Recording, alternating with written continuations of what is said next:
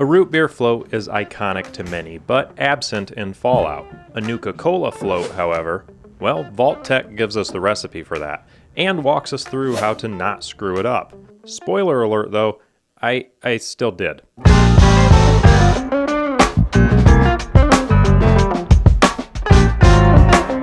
In order to make this, we'll be making the ice cream. We already have the Nuka-Cola from a previous video, and I'll link that at the end in case you're following along. But in order to make the ice cream, we'll need heavy whipping cream, half and half, star anise, cinnamon sticks, sea salt, and sugar, plus some vanilla extract, which I forgot about until this was on the stove. We'll begin by combining the cream followed by half and half and sugar.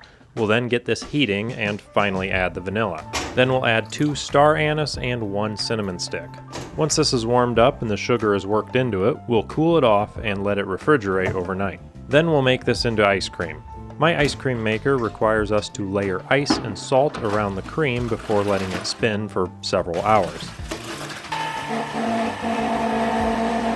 And if you can't tell by that sound, I think this ice cream maker is too old. After a few hours, it is supposedly done. Wow, look at that, it worked perfectly. No, the ice cream did not work out at all. I tasted the flavor of the ice cream soup that was still in there, and the flavor is amazing, so it makes me all the more disappointed that this didn't work into ice cream. I do have a way that I'm going to eventually make this, but for this video, it failed. So we'll just use this store-bought ice cream for the float. Nonetheless, adding some ice cream to a cup and topping it off with Nuka-Cola, we get the result.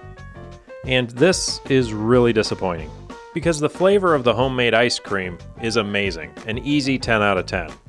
But this version is like a 7. So that's what it gets until I can make this right.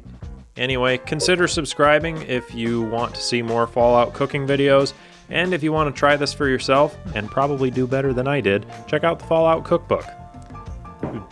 Bye.